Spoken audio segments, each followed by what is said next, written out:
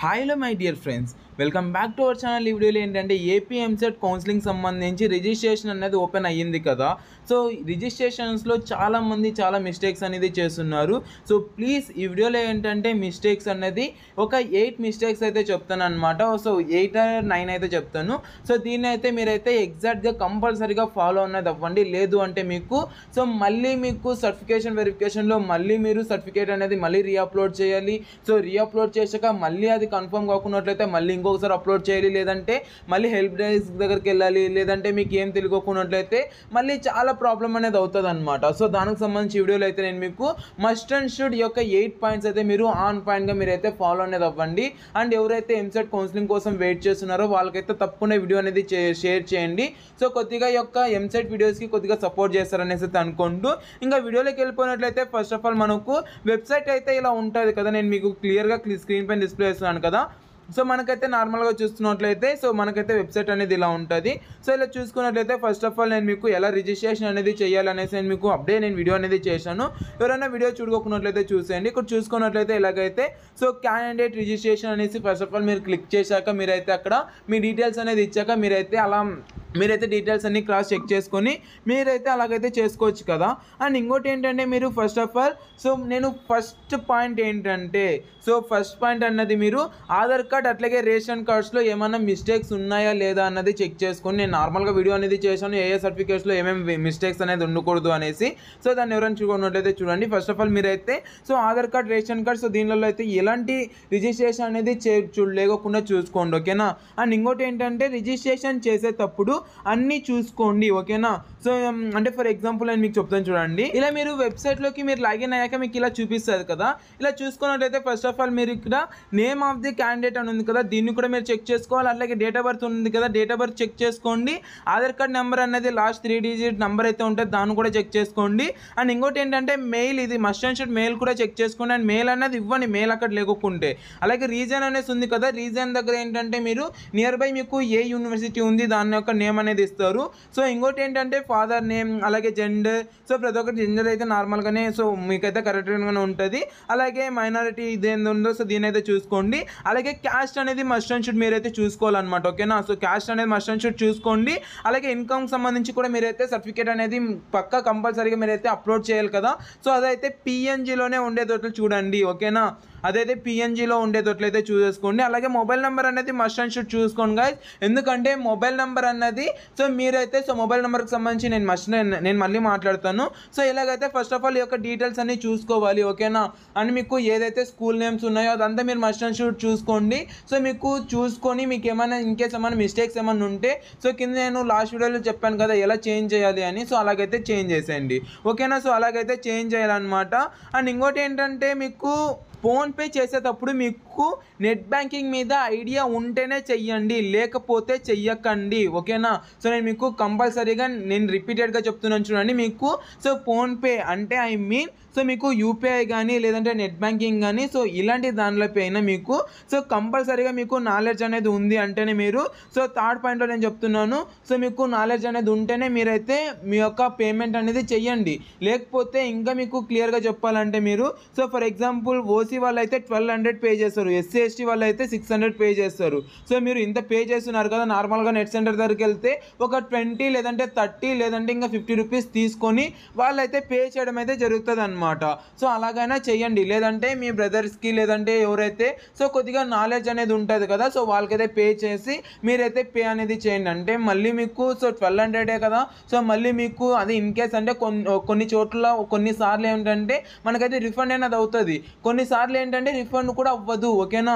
So మనకు refund కూడా కాదు కాబట్టి మీరైతే compulsory must and should so కొద్దిగా నాలెడ్జ్ అనేది ఉంటేనే మీరైతే అక్కడైతే పే అనేది చేయండి, లేకపోతే పే అనేది చేయకండి. నేను రిపీటెడ్గా చెప్తున్నాను, పే అయితే చేయకండి.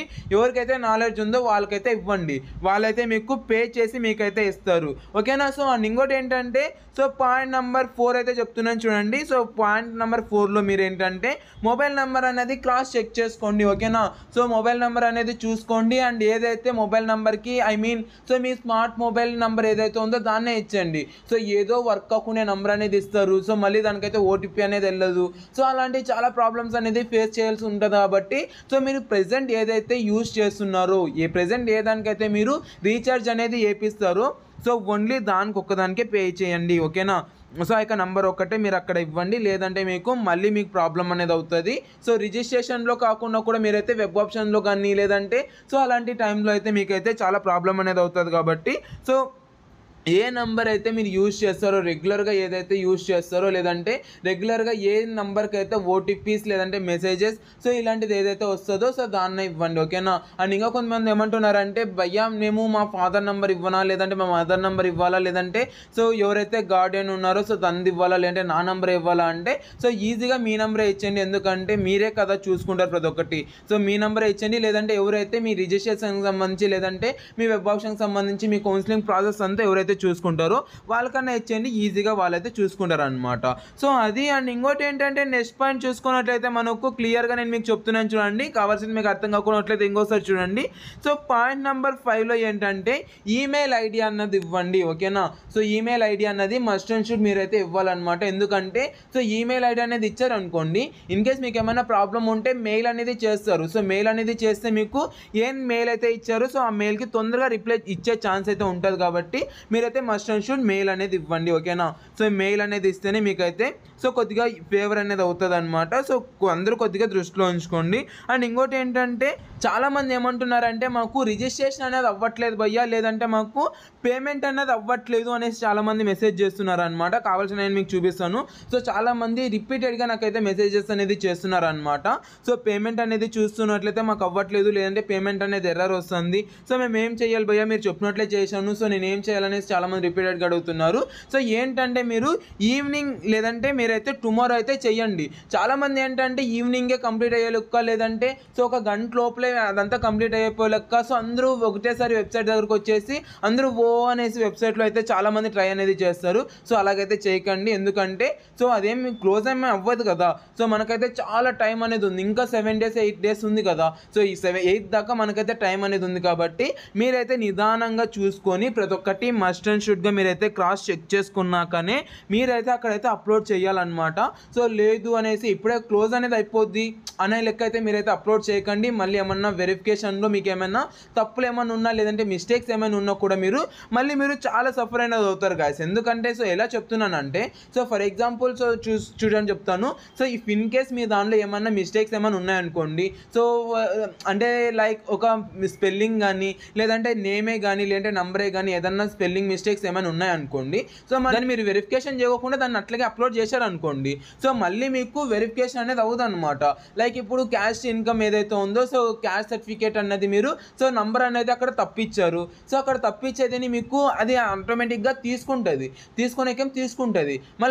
మళ్ళీ ఏంటంటే మనకు అంటే అఫీషియల్ వాళ్ళు వెరిఫికేషన్ చేయడం అయితే జరుగుతుంది అనమాట.